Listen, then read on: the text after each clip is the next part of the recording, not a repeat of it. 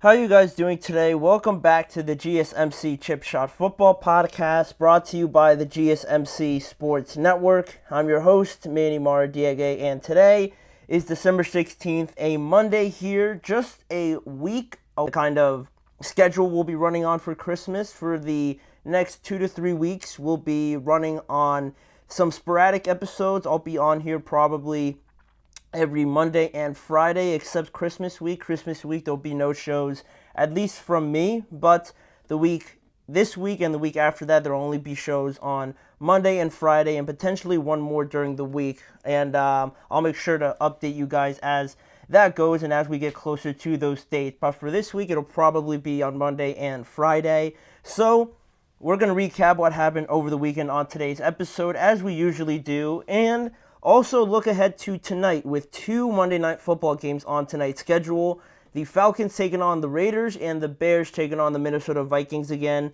That'll be closer to the end of the show.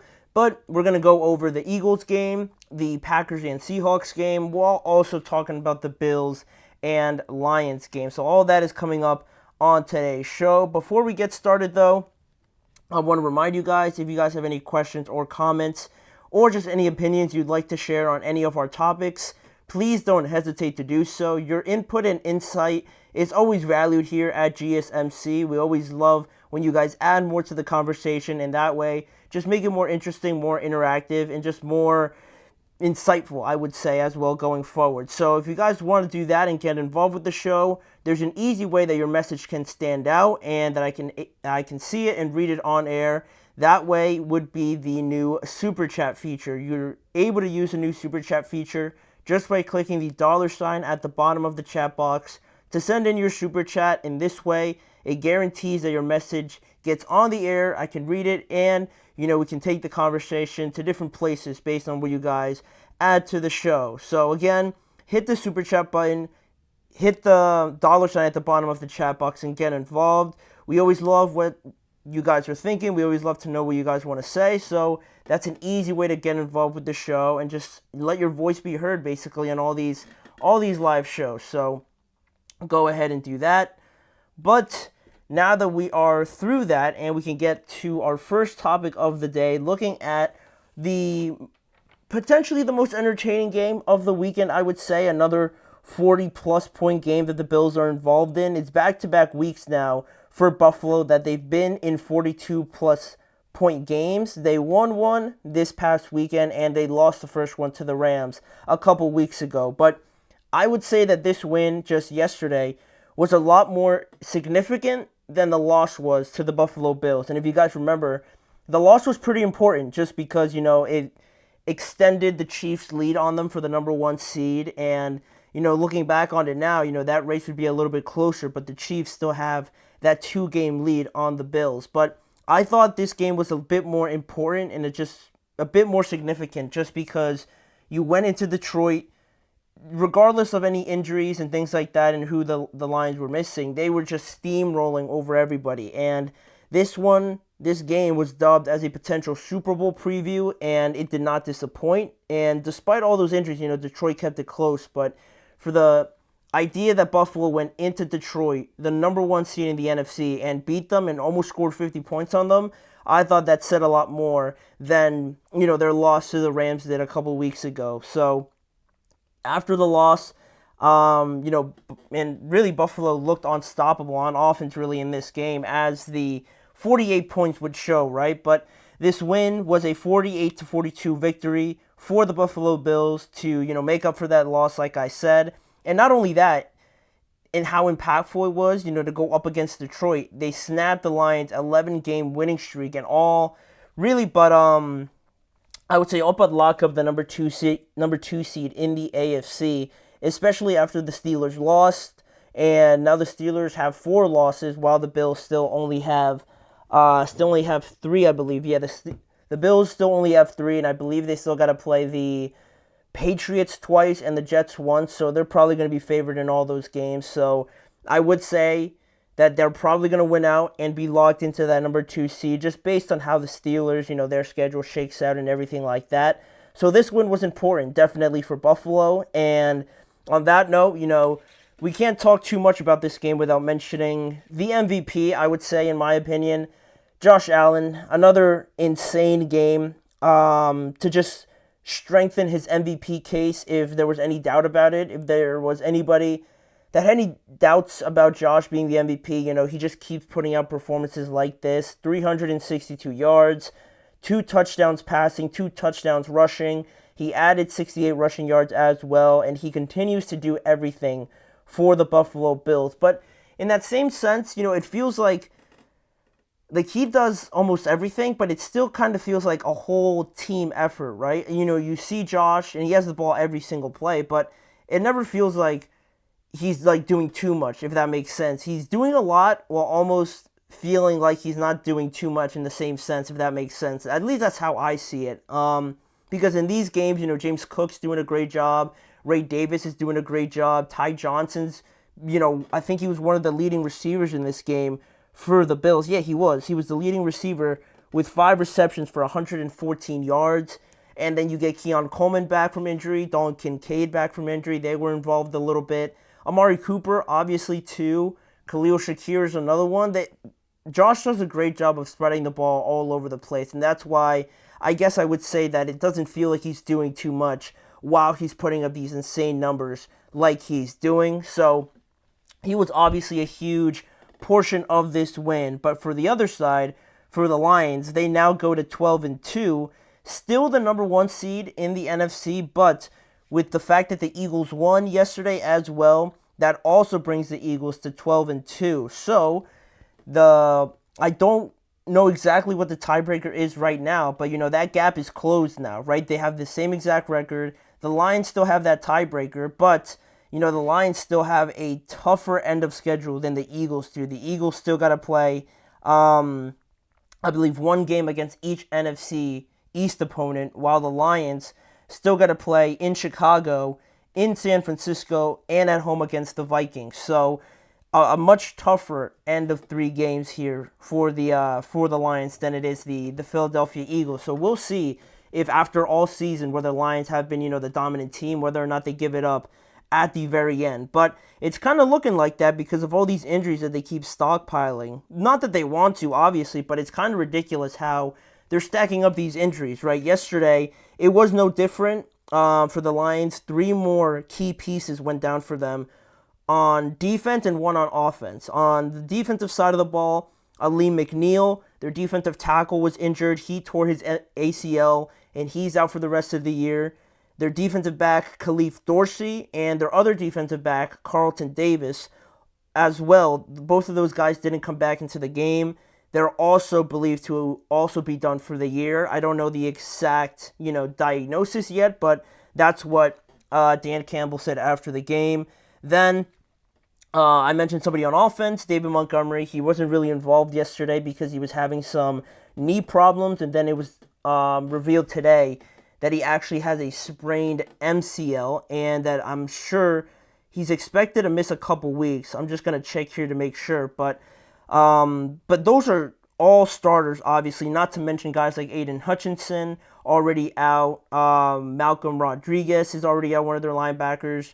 Barnes, another starter, is out. Alex Anzalone has been out for a while now. All those guys are starters, and, that they've been missing. And now you add all these guys on top of it. It's definitely, it just feels like very unfortunate, obviously, but super unlucky for a team that's just been dominating the entire year. And actually, here it is. According to Adam Schefter, Lions head coach Dan Campbell said that running back David Montgomery will undergo season-ending knee surgery, and Dan Campbell said they are going to miss him. So there's another one down for the Lions. David Montgomery goes down, and now he's out for the rest of the year, which again is insane. And then you start bringing up these long-term questions about the Super Bowl, and you build a team so well sometimes, but then the most important thing about, this time of year and, the season overall, and then the extensive conversation about adding more games to the regular season, and it all really comes down to how healthy you are, really, at the end of the day. And the Bills, I think, showed that. They're one of the healthiest teams in the NFL, and then in the next segment, we're going to talk about the Eagles, and it's the same thing for them, and it's no surprise that it looks like both of those two teams are playing the best football as of right now. And in terms of health, the Lions would be right up there, but all of their starters are quite literally all injured. Now, right, I mentioned Ali McNeil. He tore his ACL. He's done for the year. Khalif Dorsey, Carlton Davis. Already on the injured reserve, they have Khalif Raymond, one of their wide receivers. Marcus Davenport, one of their pass rushers. Aiden Hutchinson's been out for a while. Alex Anzalone has been out for a while. Derek Barnes, another starter. Malcolm Rodriguez, another linebacker who's a starter. And, that's so many guys that at some point you just can't do much, right? And it's unfortunate that it happens right now with 3 games to go. And now they're going to have to rely solely on their offense. And it's very talented and capable of putting up points, obviously, like they just did. But talking Super Bowl, talking going up against the Bills, or maybe even the Chiefs or something like that, or the Eagles, that's where I kind of sway my vote a little bit against the Lions. And I was very dead set on the Lions on winning the whole thing, but at some point, just watching the game yesterday for the Eagles, they have so many guys that on defense, especially when you're matching up directly and you have so many starters out, it's just unfortunate that all their players are out. So I am swaying away a little bit from the Lions, unfortunately, for their Super Bowl chances because of simply the health factor, which is definitely a crushing blow, but we'll see. I mean, they're going to have to play near perfect for the rest of the season on off. We're talking about the bigger games, so we'll see how that pans out for them as we move along closer and closer to the end of the season. But we're going to go to a quick break right now and talk about the other NFC powerhouse. The Philadelphia Eagles got a win yesterday over the Pittsburgh Steelers, and now they continue their quest to try and steal away the number 1 seed. Are they going to be able to do it? Especially now that A.J. Brown and Jalen Hurts look to be on the same page. We'll be right back with that segment right after this. I feel like I'm losing my mind. Is everybody in the world blind? Please, Lord, give me a sign, a sign. I feel like I'm losing my mind. Is everybody in the world blind? Please, Lord, give me a sign, a sign. I wanna be the greatest. Everybody on the fake shit. I look around and feel like everybody is the fakest. I make this every day and I'm impatient, hoping one day I blow up from the basement. Statement, the top is so vacant. I don't hear shit that I think is amazing. Waiting for my day when I'm playing sold out shows for 1,000 faces. Hey, give me that crown, get in my way and to be put down. It ain't your place, all this my town. If I want that shit, then I'll get it right now. I'm losing it, the noose it fits, some losing shit, a stupid myth. You choose to live or choose to dip, you choose to fight or lose your grip and lose a gift. I feel like I'm losing my mind. Is everybody in the world blind? Please, Lord, give me a sign, a sign. I feel like I'm losing my mind. Is everybody in the world blind? We are back here on the GSMC Chip Shot Football Podcast to continue talking about the weekend. A very eventful week for, I would say, the majority of the top NFC teams, because in this game, in this segment, it was no different. Talking about the Philadelphia Eagles, the Pennsylvania Classic, as I've heard it been called, went to Philadelphia this time around, as it usually does in Philadelphia, as they face the Pittsburgh Steelers. After this game in Philly, the Steelers now go to 0-11 since the last time they won in the city of Philadelphia. Yesterday, it was no different. Obviously, the Eagles won 27-13 and extended their winning streak to 10 games now, and are now tied for first in the NFC, in the entire NFC, the conference overall, with, like we just talked about, the Lions losing. It puts the Eagles equal with their record at 12-2. But on the other side of things for Pittsburgh, because they're also, in the playoff mix as well, it was always going to be, a long shot to win this game because of the injury to George Pickens and facing a very impressive Eagles team overall, but their defense as well was insane yesterday. And, with the loss, now the Steelers are 10-4 and are only one game ahead of the Ravens for the number 1 spot in the AFC North. And, of course, with this crazy schedule coming up for a few teams, 3 games over the next 11 days for the Steelers, for the Ravens, for the Texans, and the Chiefs. Now their next game that the Steelers are going to play is, of course, the Baltimore Ravens. A pretty much deciding game for the division, because if the Steelers win, they're going to win the North. But if the Ravens win, it opens up a huge door. The entire door is open for them to take the division because of how difficult the Steelers' end of schedule is, and the Ravens, it probably can't be as hard. I mean, I'd have to look, but I can't imagine it's as difficult as the Steelers, but I will give it a look here in just a second. But as we continue talking about this, it's kind of weird because the Steelers lost yesterday in pretty convincing fashion, but because of how all the other results, finished off, at the end of Sunday, the only good thing that came from yesterday for the Steelers was that they somehow secured a playoff spot, even though they lost to Philadelphia, because the loss to the Colts and the loss to the Dolphins meant that the Steelers could win or lose, and they'd still be in if those two teams lost. And the Broncos beat the Colts, and the Texans beat the Miami Dolphins, not only securing a playoff spot for the Texans with that win and the Colts loss, but also with both of those teams losing, the Steelers are also guaranteed to be in the playoffs. Now it's just a matter if they're going to be the 3, 4, or probably 5 seed. One of those 3 seeds is going to go to Pittsburgh.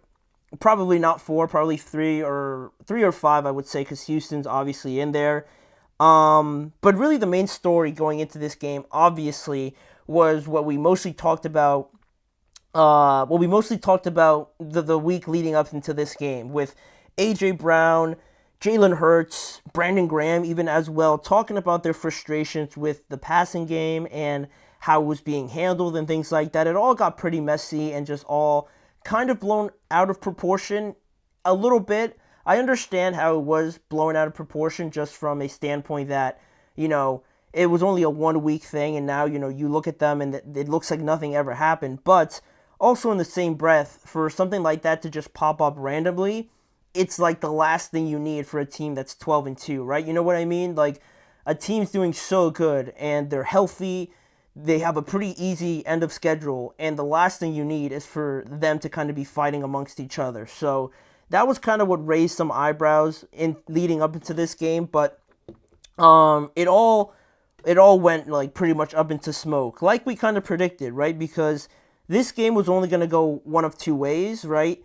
It was either going to be that the frustrations continued, that Jalen really wasn't throwing AJ the ball, and that those frustrations, those, antics were going to boil over again on the sideline or wherever, right, in yesterday's game. But that obviously didn't happen, and the other option happened, right? They were going to go off. A.J. Brown and Devontae Smith were going to have a great game. Jalen was going to have a great game through the air, and it was going to look like nothing ever happened, and that's what we saw yesterday. And if you look at the numbers that Jalen and really A.J. Brown put up in particular, it was, a great day through the air for them. Jalen Hurts had 290 passing yards, 2 passing touchdowns, and a tush-push touchdown, while also adding 45 rushing yards.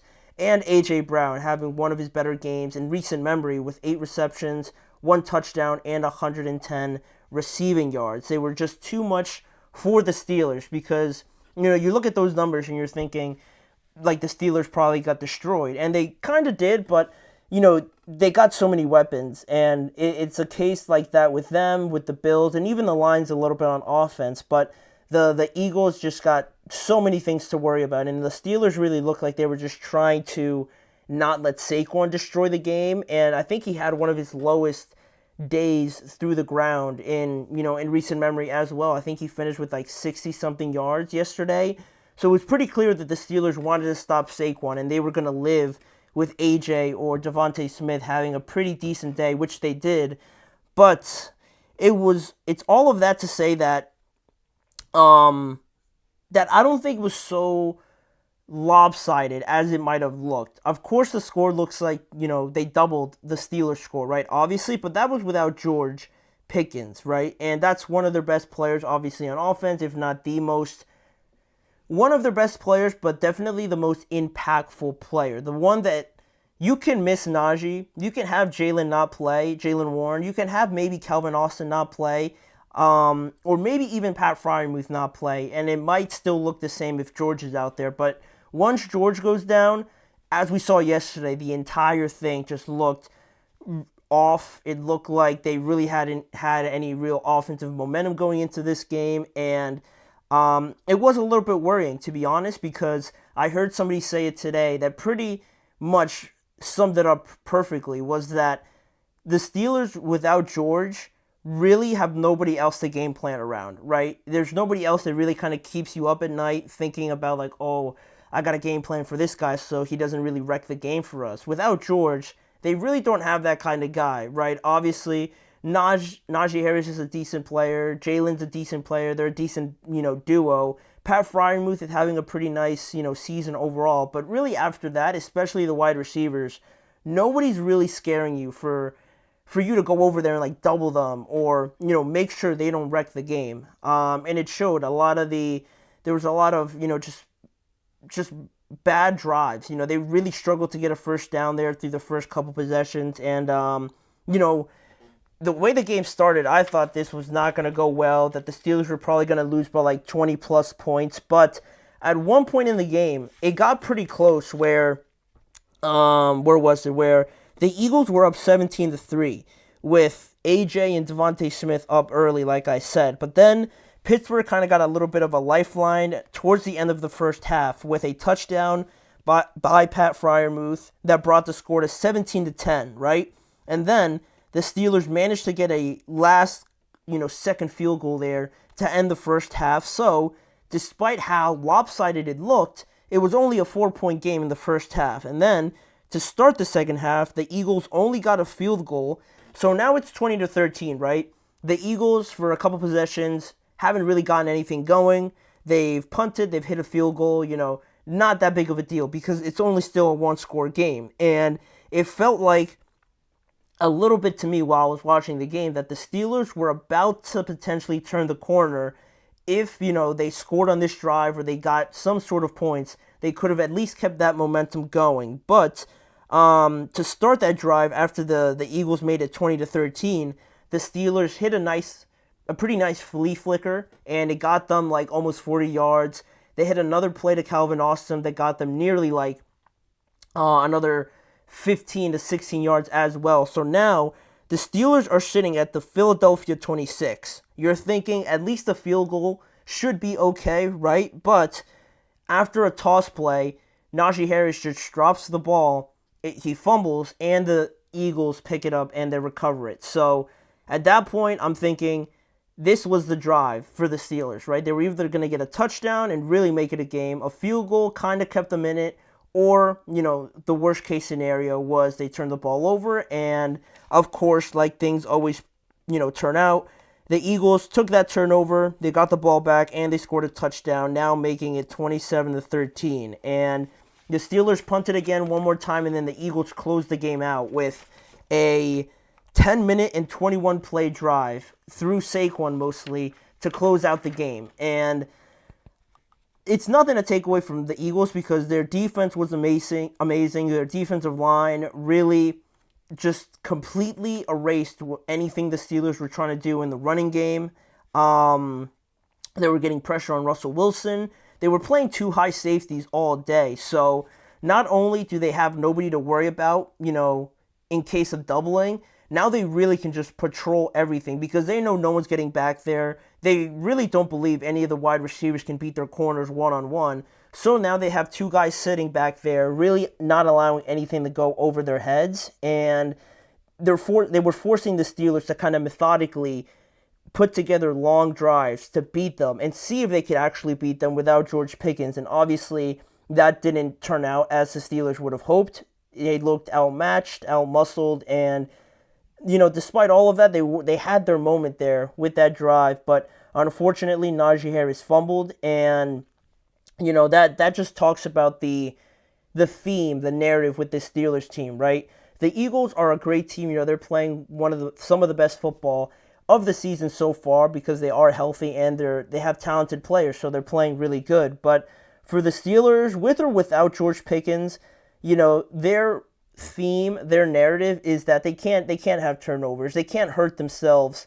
They could potentially put together some bad drives like they did yesterday, but they have a really good defense that they're fortunate enough that they, can get the ball back for them. They could stop teams repeatedly more often than not, but you can't have turnovers hurting yourself. And in the games where, Russell Wilson might throw an interception or he fumbles like he did against Cleveland, it makes it extremely tougher for this team to win. And the margin of error is so small. Even with George Pickens there, it's so small. And then when you take George out of it, there's almost no margin of error, right? And the Steelers, were doing everything possible to win this game, with TJ Watt forcing Jalen Hurts to fumble, recovering that one.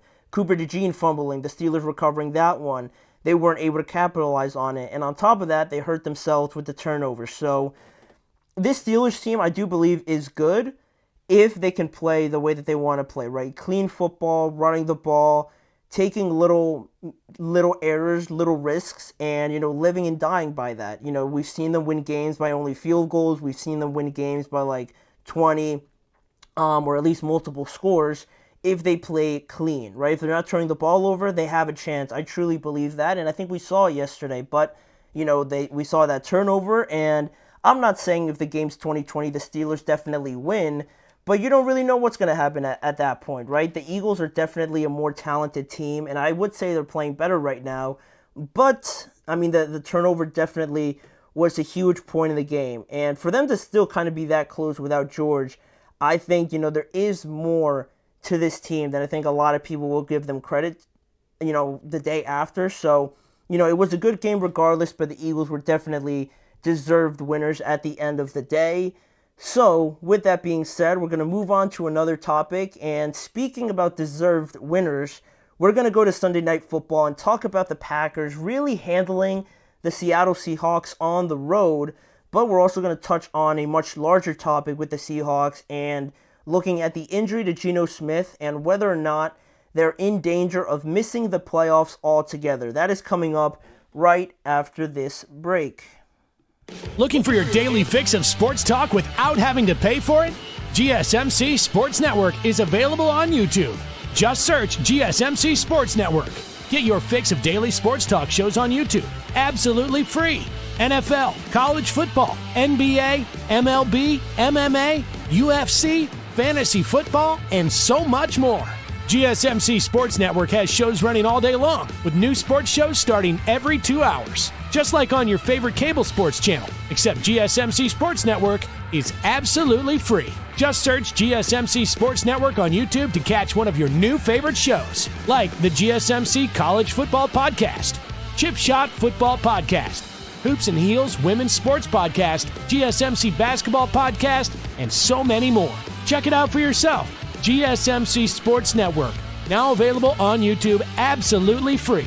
Search GSMC Sports Network on YouTube right now.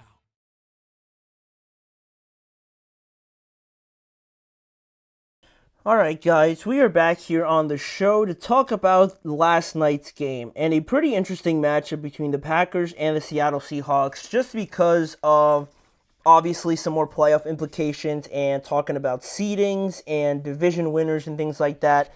It was no different in this game. And, Sunday Night Football concluded with even more, just craziness in the NFC, really, in terms of the playoff picture because Green Bay went into Seattle and came away with a win. The final score was 30-13, but the Packers, not really playing for, too much like movement or divisions or anything like that because I don't think the Lions or even the Vikings are not going to win the division. So the Packers are 10-4 now. So they're still 2 games behind those two teams. So if they continue like they are, they're probably locked into the number 5 seed anyway. But they did recover from the loss to the Lions, right? Because of how harsh it was and how, hard done they probably felt, losing by 3 points.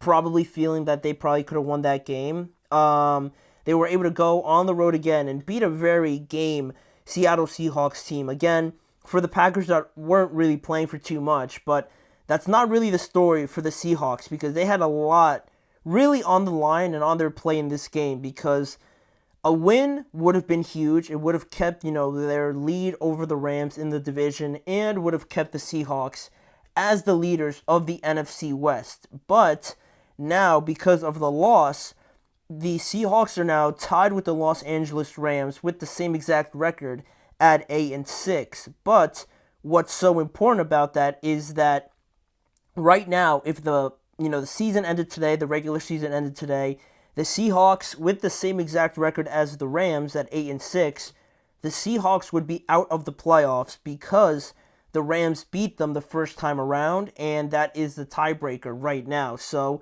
the Rams, as we speak, right now currently, are the number 1 team in the NFC West. They are the number 4 seed as of right now, and the Seahawks find themselves as the number 8 team, 1 spot out of the playoffs. So they went from the number 3 to number 4 seed to completely out of the playoffs now with the loss. So nothing's done or set yet, obviously, because they have the same record. But it is very disappointing for the Seahawks because they were on a 4-game win streak. They were feeling good. Their offense was playing better. The turnovers were really limited, and their defense was creating turnovers, bringing pressure and things like that. And it was looking very impressive, but in this game, I thought that you really saw kind of like the difference between some of the real contending teams and some of the teams that can give you a fight but might not just be there yet. And I think the Packers made that distinction with their win, kind of putting them with the Eagles and the Vikings and the Lions, I would say, whereas the Seahawks are still like a team with the Buccaneers or the Rams or even the Washington Commanders, right?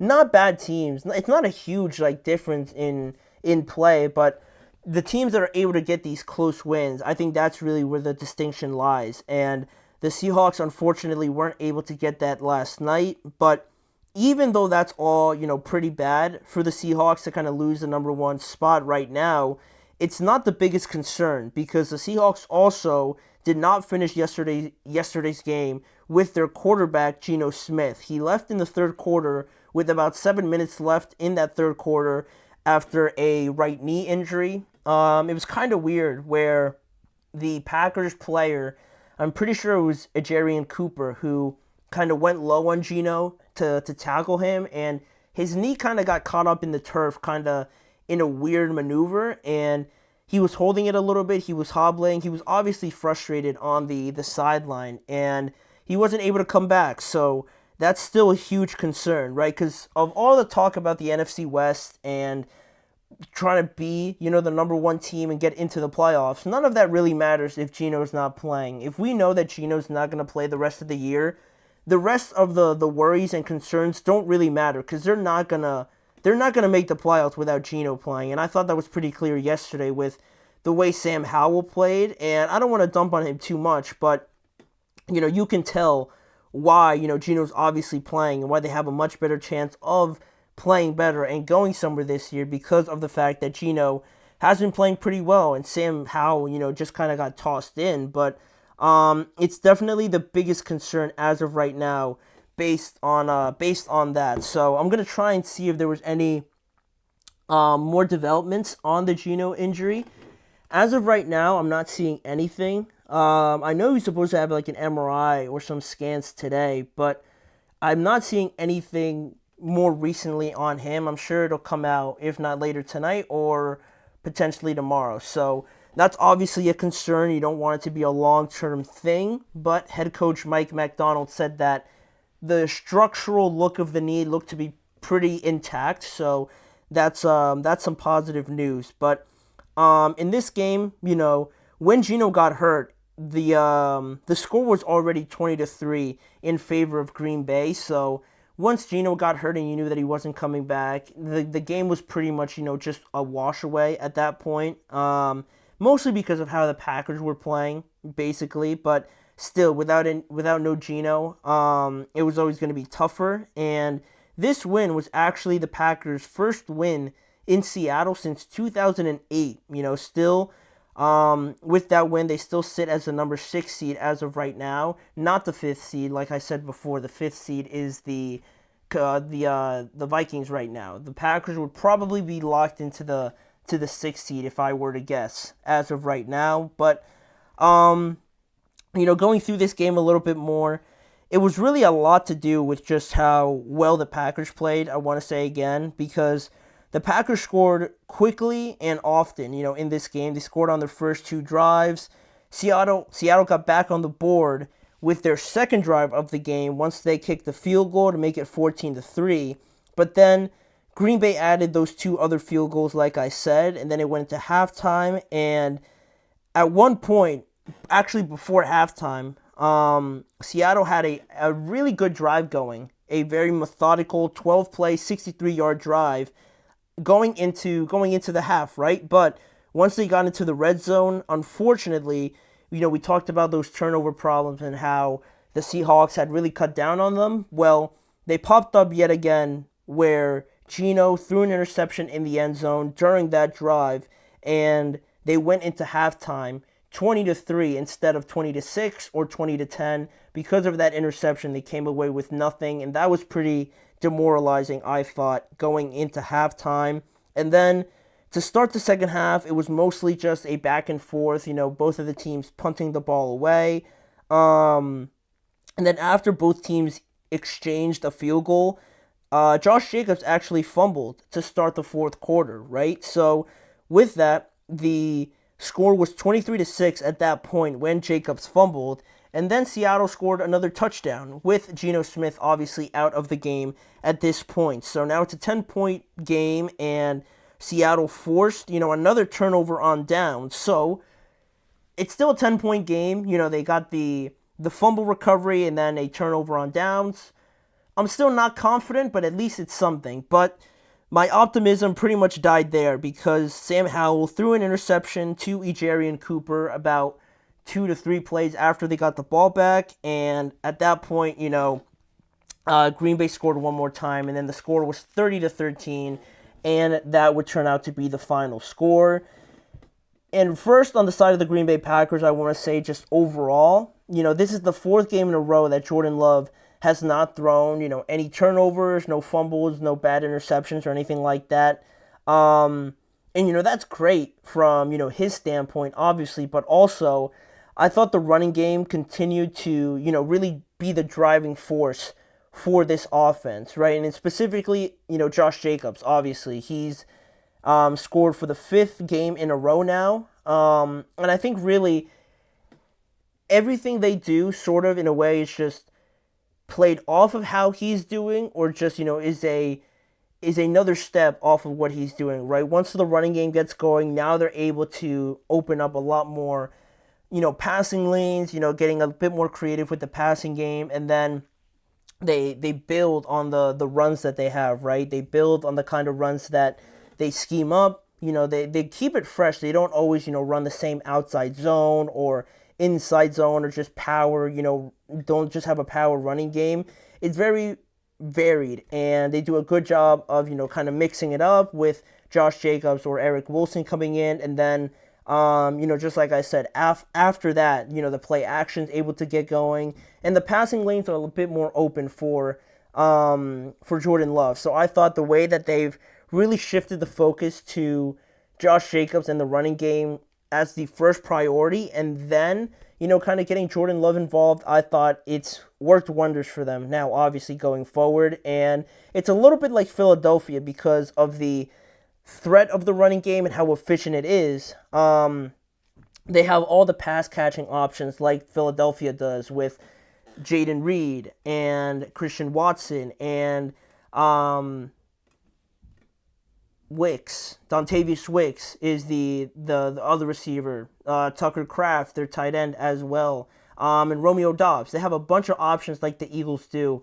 Maybe not the same level as AJ, but they got 4 to 5 pass catching options that are very dependable for them, on top of a great running game like Saquon in Philly. The Packers have it with Josh Jacobs as well. So, it's those type of teams that really are benefiting from the health and obviously playing better at this point of the year. But on Seattle, the last thing we'll say about them is, that the injury is definitely a concern. I I'm still sticking to the fact that if Geno's not playing, this team's unfortunately probably closer to done than anything else. And it stinks because it feels like you're taking away their opportunity, right, to compete. But it's the injury bug, and the fact that injuries derail everything, right? It always feels unfair. It always feels like it comes at the wrong point of the season. But it is what it is.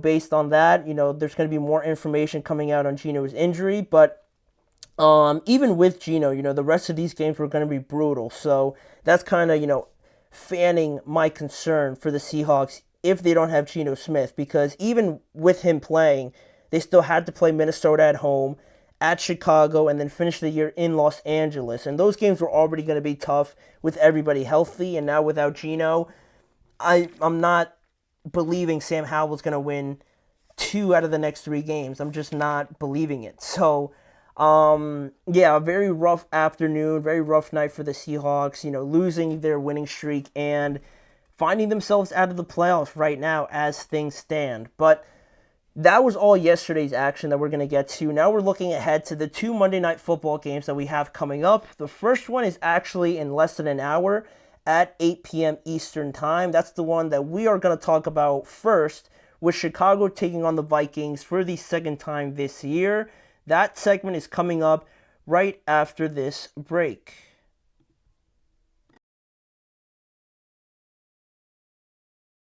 For the best and latest podcasts available anywhere, go to the podcast app on your cell phone and type in GSMC to access free content-rich podcasts on health and wellness, book reviews, sports, entertainment, relationships, social media, movies, technology, finance, and even weird news. Subscribe and download the GSMC Podcast Network's family of shows, available everywhere podcasts are found.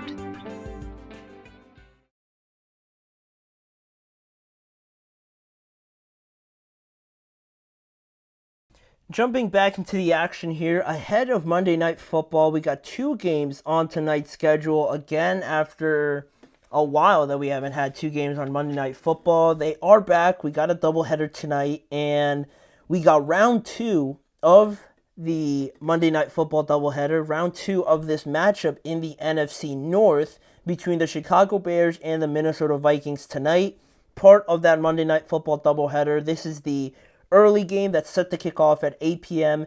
Eastern Time on ABC or ESPN Plus for those of you that are trying to watch the game. This is going to be the first one up, and the last game was a thrilling 30-27 victory for the Minnesota Vikings in Chicago in overtime, which was, it had everything, right? That was part of the stretch of games where the Bears, I thought, could have had the opportunity to win all 3, but unfortunately they lost all 3. And that one was probably the closest one that they had an opportunity to win. And, we got this is the second rematch in the NFC North, right? The only 2 other teams to play each other for the second time has been the Packers and the Detroit Lions. And now this is the second time 2 NFC North teams are playing each other again, with the Bears and the Minnesota Vikings. And speaking of the Vikings first, they enter with an 11-2 record as the number 5 seed and on a 6-game winning streak. They are still trying to catch the Lions for the NFC North title. And going back to all the way into the beginning of this segment and how we talked about the Lions losing, not only was it important because the Eagles are now tied with them for the record, but it makes this game a lot more important because the Vikings are also 11-2. So now they head into this game knowing that they could have the same record as the Lions at 12-2 if they win tonight, and still have to play them one more time in Detroit, but they still got one more game going up against the Lions where they could steal the NFC North. And then we could really get crazy and talk about the Lions not even being a top 4 team in the playoffs if everything goes that way for the Vikings. But they already clinched a playoff spot as well, with the Seahawks losing, I believe, as well. So they're going to be in, but they have a real opportunity here to put a lot more pressure on the Lions and maybe even lose the whole division entirely if the Lions, stumble once again over the course of these next 3 weeks. But that's really what the Vikings are playing for. Still playing for a lot at this point in the year, despite their very dominant record. Whereas the Bears, on the other hand, unfortunately, they're at the complete opposite end of, the point at where most teams are still fighting for the playoffs. The Bears are on the complete opposite side, basically, because they're 4-9 right now, and they still are trying to break their losing streak. It's up to 7 games right now. And they just got their butts kicked by the 49ers, 38-13 in the first game after Matt Eberflus was fired. And it was weird because the defense was a bit off as well. For a team that I've been, pretty high on, the fact that their defense is is the more reliable side of their team. I was pretty surprised that they gave up, that big of a, margin and just that many points in general overall. So that was a bit surprising, but, hopefully their defensive coordinator now, Eric Washington, who's calling the plays on defense now since Matt Eberflus was fired, he can have a rebound game going up against the Vikings tonight. But it's definitely not going to be easy, but he has the opportunity regardless, so we'll see if he can improve. But the last time, what's funny about this game, and it brings up the running theme that we've had, on today's episode. We had the injuries and the fact that we're talking about the healthiest and most stacked teams in the NFC. There's no diversion from that, because in this game we got the Vikings, and even though last time, Justin Jefferson was held to 2 receptions for 27 yards, and you would think that anytime he's held to that the Vikings would probably lose, right? It was anything but that, because Jordan Addison last time went off for 8 receptions and 162 yards and a touchdown.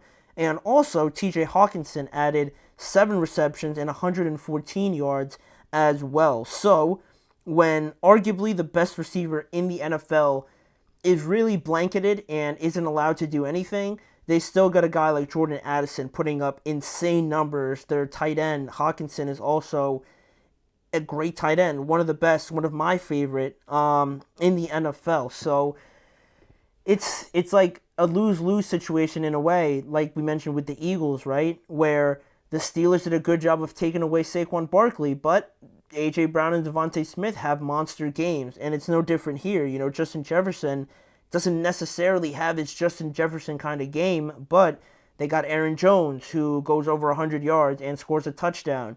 They got Jordan Addison, over 150 yards and a touchdown.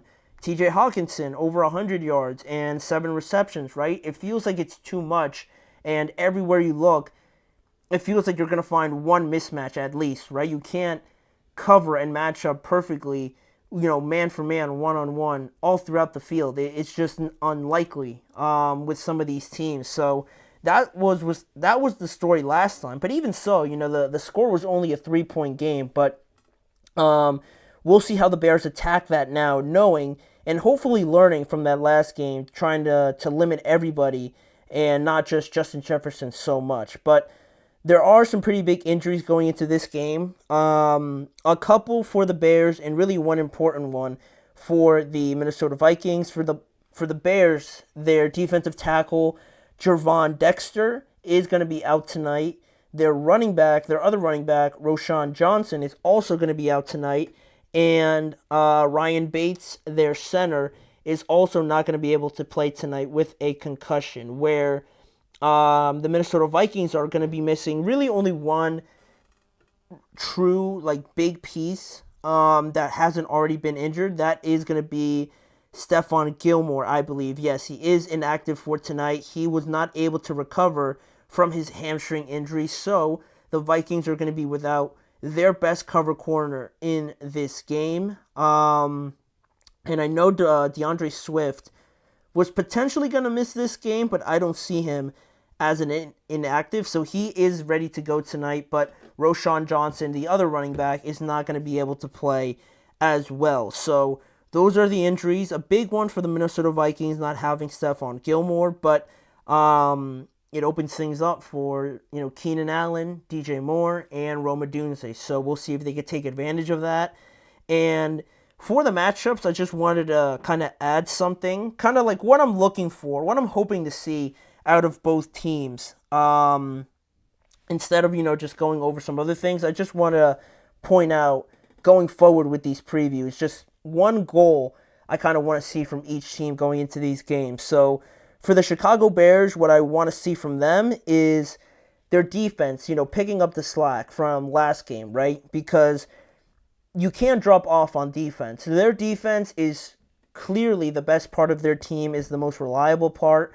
Yes, maybe one performance, could be all right, and that was the 49ers game, right? That was their one bad performance, but we can't have it stack up now. We can't have this team just drop off defensively now that Matt Eberflus is gone. I know there's only 2 games left after this, but, they're important. Obviously, you want to finish them off strong. You want to have a positive feeling going into the offseason and hopefully getting better after this. But their defense is what's kept them in games really the majority of the year, because the offense has been pretty hit or miss. So we need better production from them. We need them to get after the quarterback better and just not have so many just self-harming mistakes, right? Not so many communication errors, penalties, and things like that.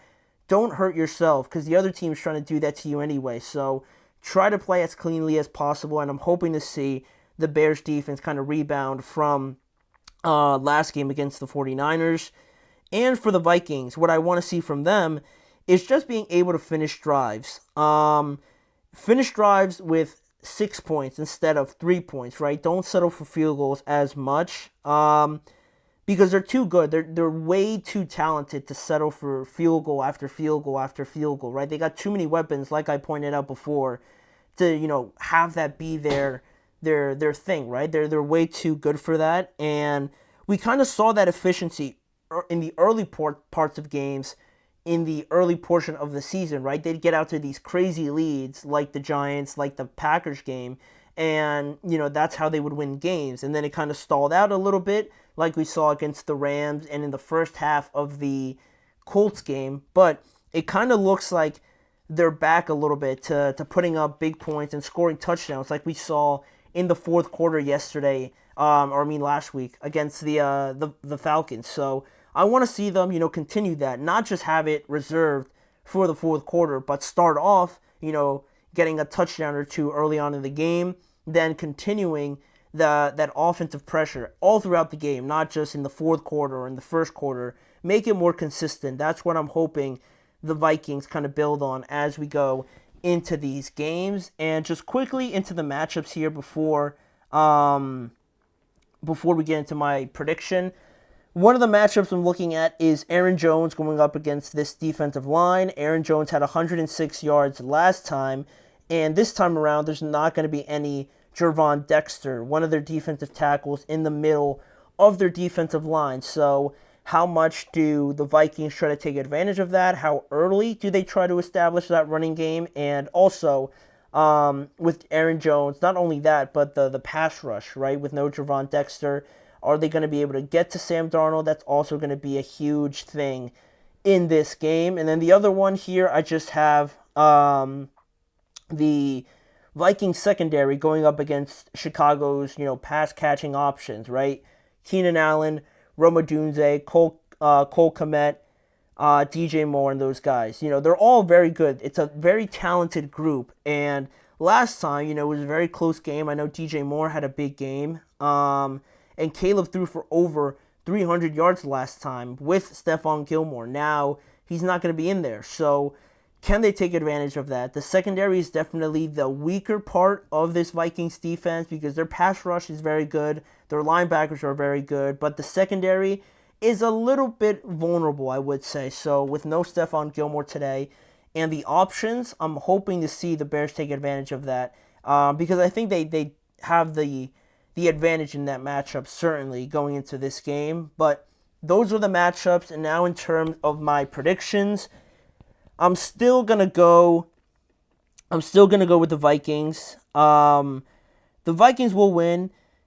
I am hoping the Bears defense plays a little bit better, but even still, I just think they got too much. We saw yesterday with the Eagles. I keep referencing them because it's true. And the healthier you are, the more talented you are, and the more options you have, I think it's just very difficult to ask of that for a defense to stop them so often, especially if the offense for the Chicago Bears is also struggling and, punting or settling for 3 points. It's a big ask. And I think over the course of the game, your defense just gets tired, and that's natural to happen. So with the Vikings being at home and the fact that they're debuting those sick new all-white uniforms, they're not losing in those. So the Vikings are going to win. I just remembered that they're playing those uniforms, so there's no way they lose in those. Those are going to be looking sick tonight. So I'm going to go with the Vikings to win in their all-new white uniforms, and that won't be the last game we have on tonight. We still got one more Monday Night Football game to talk about. That is set to kick off at 8:30 p.m. on the national ESPN channel between the Falcons and the Las Vegas Raiders. So we're going to recap that and preview that actually when we return after this.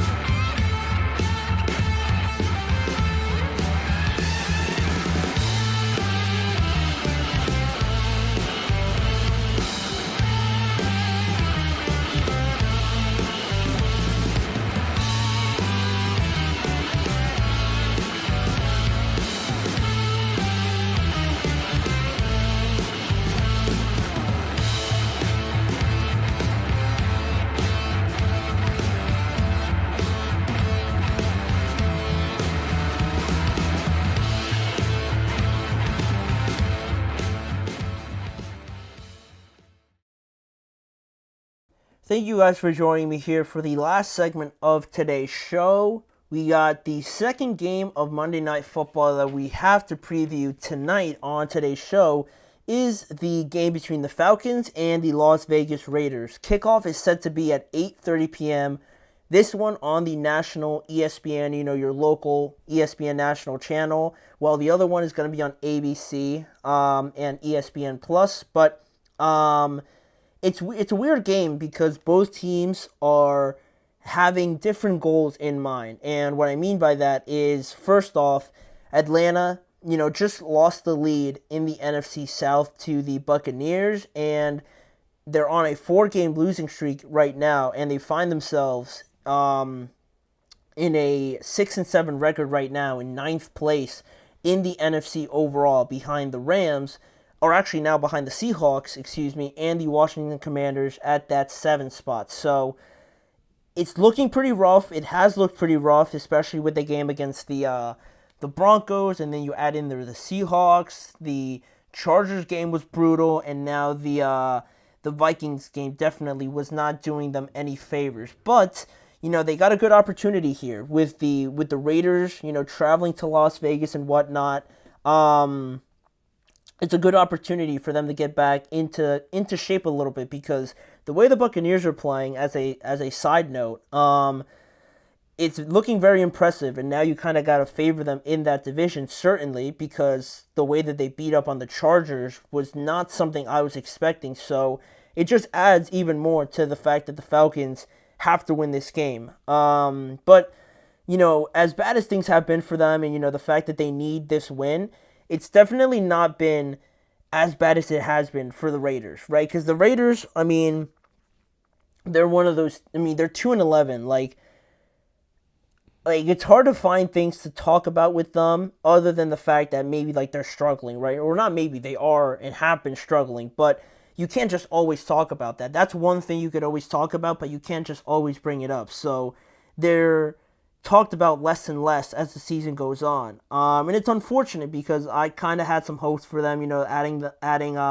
Christian Wilkins to this team, and obviously Max Crosby. And, knowing what Brock Bowers is now, you'd have hoped to have seen a little bit more production from them, but it's been one of those years, right? They're 2-11 now, and they can't even get up to the amount of wins that they had last year, right? They had 8 wins last year, and now they're going to get nowhere near that, obviously, and they're on a 9-game losing streak, and the only teams, funny enough, that they have beaten have been the Ravens of all teams and the Browns, who, the Browns aren't very good, but the Ravens still, the fact that the Raiders have beaten them is insane. The last time the Raiders won was back in September 29th,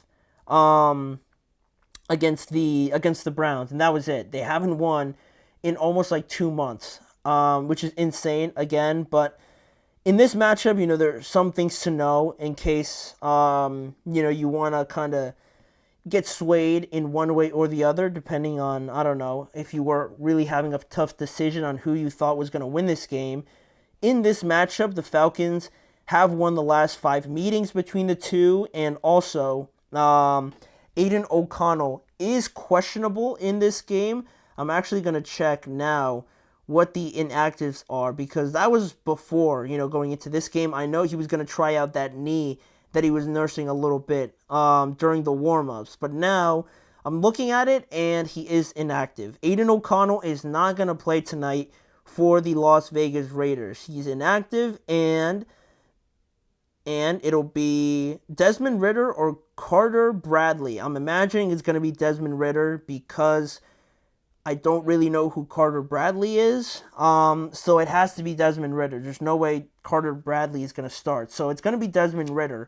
And why that's important is because Desmond Ridder was let go of by the Atlanta Falcons this season. With the addition of Kirk Cousins, they let Desmond Ridder walk after a very bad year last year. And now, funny enough, as things play out, he is now facing his former team tonight in a matchup that you probably never would have dreamed that would be the matchup between quarterbacks, right? Ridder and Kirk Cousins facing off on Monday Night Football. But that's how funny the NFL really works. And now it just adds a little bit more of a different flavor to this game, I guess, with that little narrative there. But, it doesn't really change too much, I would think, right, with the Raiders and Falcons. But more positively for the Raiders, Brock Bowers set the NFL rookie tight end record with 87 receptions last week. He broke Sam Laporta's record from last year for the most receptions by a rookie tight end with 86.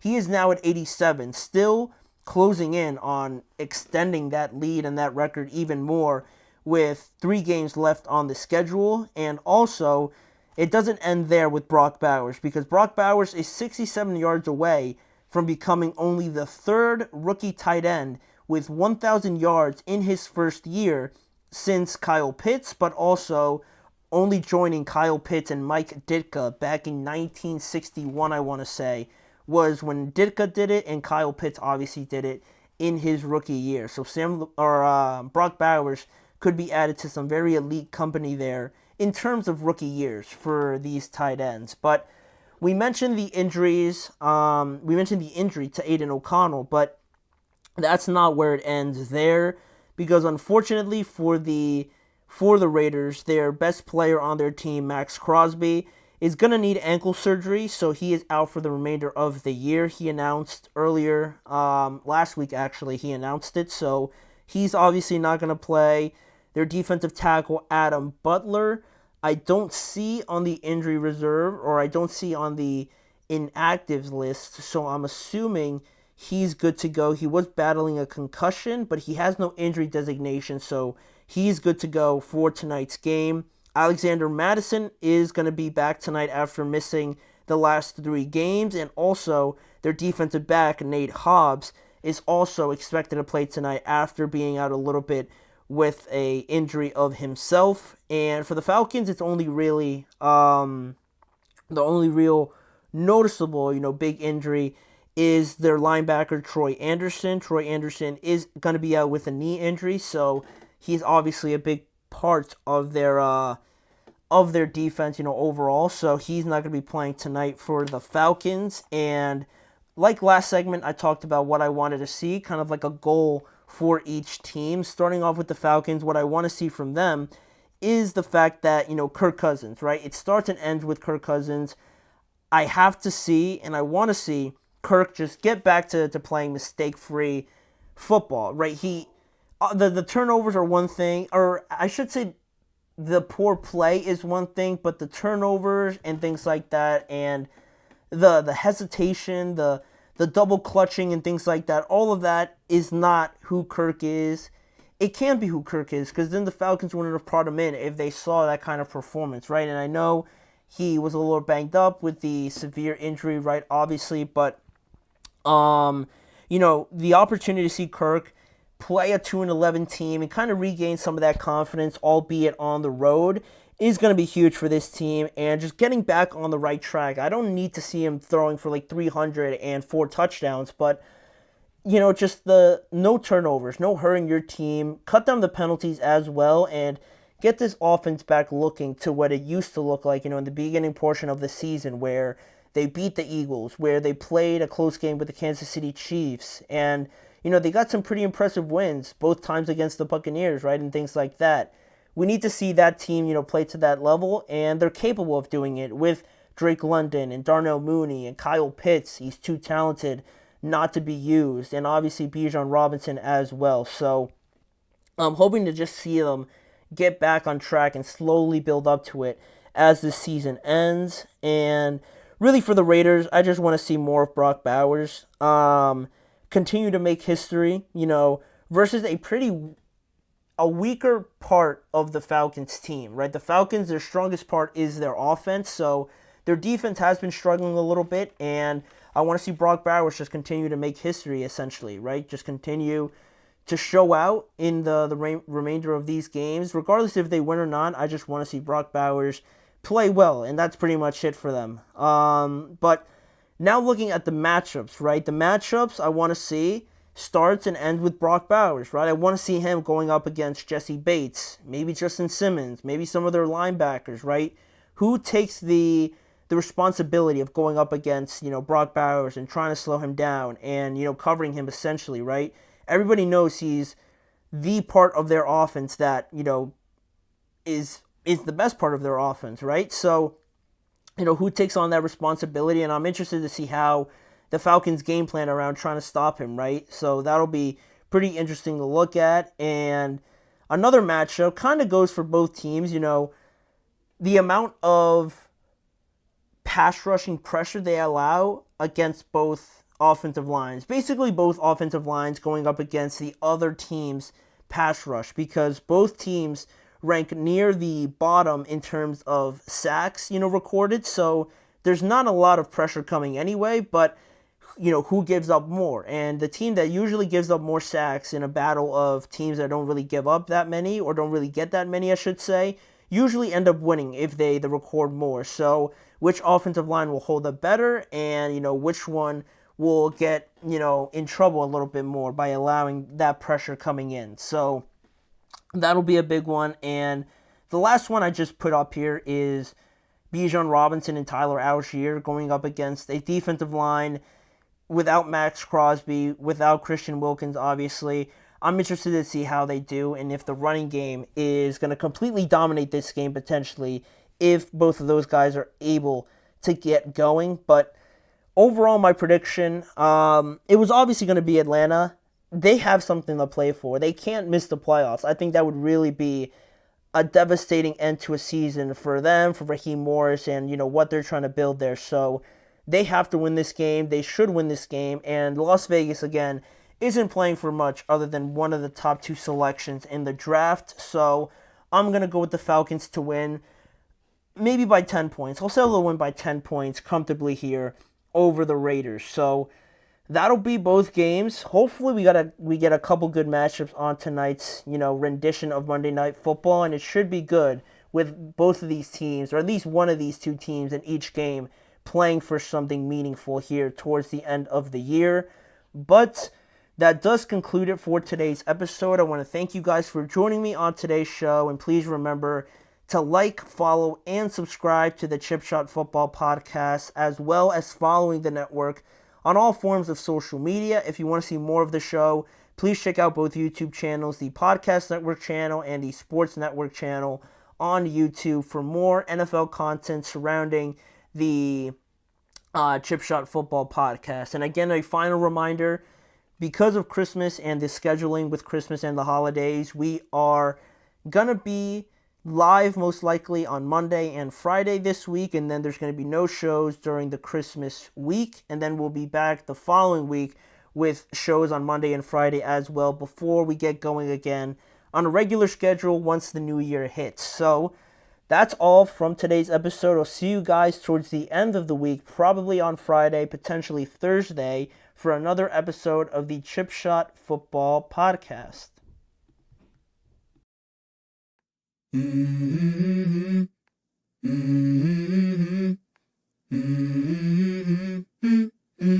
Let's go. I wake up to a little bit of drool on my pillow, feel like it's gonna be a bad day. Yeah, I'm tired of shit, and the coffee ain't hit yet.